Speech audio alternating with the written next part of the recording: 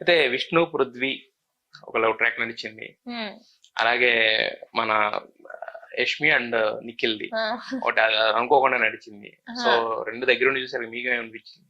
నాకేమనిపిస్తుంది, వాళ్ళ వాళ్ళ లైఫ్ వాళ్ళు ఏదో చేసుకుంటారు, నాకు సంబంధమే లేదు కదా. ఫస్ట్ అంటే అందరికి తెలిసిందే, బట్ రెండోది వచ్చేసరికి ఏంటంటే రకరకాలుగా ప్రొజెక్ట్ అయింది. ఫస్ట్ వీళ్ళు లేదని చెప్పడం, తర్వాత ఏమో ఎప్పుడైతే సోనియా హౌస్ లోకి వచ్చి మాట్లాడిందో యష్మి బర్స్ట్ అవుట్ అవడం. సో ఎగ్జాక్ట్ గా అందరి ముందు ఎంత మాట్లాడుకుంటారు, ఎంత చెప్పుకుంటారు అనేది వేరే ఉంటది. వాళ్ళ మధ్యలో వాళ్ళు ఎలా రియాక్ట్ అవుతారో తెలీదు.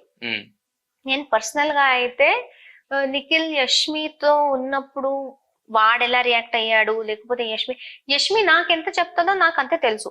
ఏం చెప్పేది మీకు?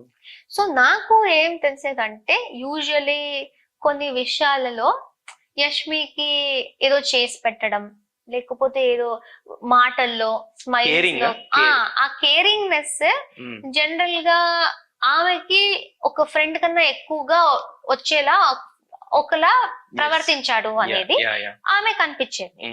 ప్రతిసారి ఆమె కూడా లేదు అనుకున్నప్పుడు ఇలాంటిది ఏదో జెస్చర్ చేసి అది ఆమె కన్ఫ్యూజన్ పడేది. బట్ మీకు అనిపించలేదు? అంటే చూస్తున్నప్పుడు మనకు అనిపిస్తుంది ఇద్దరు ఎవరైనా మాట్లాడుకుంటారు. మేము లోపల ఫన్ కోసం మేము కూడా ఊరికే టీస్ చేసేవాళ్ళం.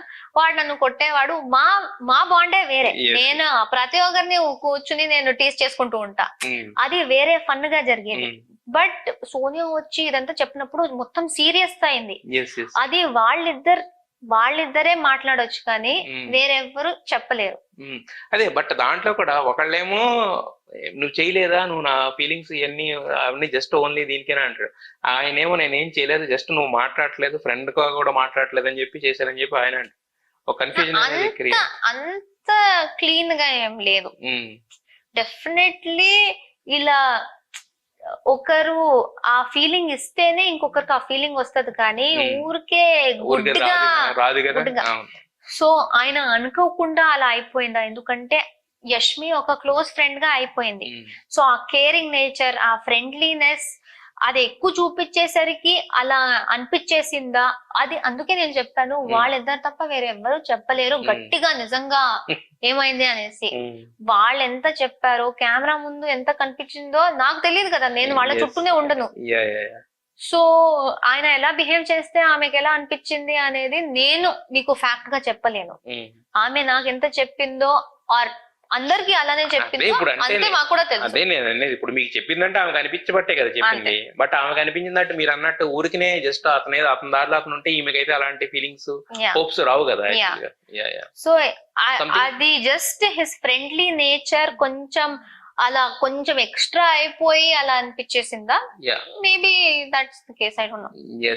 అయితే మీరైతే మాస్క్ లేకుండా ఆడారు, మరి మీకు తెలిసినంత వరకు మాస్క్ తో ఆడిన వాళ్ళు ఎవరు అక్కడ హౌస్ లో? మాస్క్ కాదు కానీ స్ట్రాటజీస్ తో ఆడిన వాళ్ళు. స్ట్రాటజీస్ ఓకే, స్ట్రాటజీస్ అనే అలౌడ్. అది కాకుండా ఒక మాస్క్ తోటి, ఎందుకంటే ఇప్పటికీ కొంతమంది అంటున్నారు నిఖిల్ ఇన్ని రోజులు మాస్క్ తో అనేవాళ్ళు కూడా ఉన్నారు యాక్చువల్గా. సో మీకు తెలిసినంత వరకు మీకు అంటే రియల్ బిహేవియర్స్ బయట ఉన్న పరిచయం ఉన్న వాళ్ళు లోపలికి వచ్చేసరికి సడన్ గా మారినట్టు కానీ, లేకపోతే బయట తెలిసి లోపల కూడా తెలిసింది అనేది ఎవ్వరూ లేరు అలాగా. ఇప్పుడు మేము హౌస్ లో యష్మి తెలుసు మీకు, అంతే. యష్మి కూడా అలా తెలియదు నాకు, బయట తెలియదు. కొలీగ్, సో కలిసి పని చేసాం, సెట్ లో చూసాను. సెట్ లో ఎంత ప్రొఫెషనల్ గా ఉంటామో ఒకరు రియల్ లైఫ్ లో ఇంట్లో వాళ్ళతో ఎలా ఉంటారో అని చెప్పలేము. సో ప్రొఫెషనల్ లెవెల్లో నాకు యష్మి తెలుసు, కానీ జనరల్ గా ఆమె లైఫ్ లో ఎలా ఉంటది అనేసి లోపల నాకు తెలిసింది. So it's something like that. So వీళ్ళు మాస్క్ తో ఆడారు, వీళ్ళు మాస్క్ లేకుండా ఆడారు అనేసి నాకు బయట వాళ్ళు తెలిస్తే కానీ నేను కామెంట్ చేయను.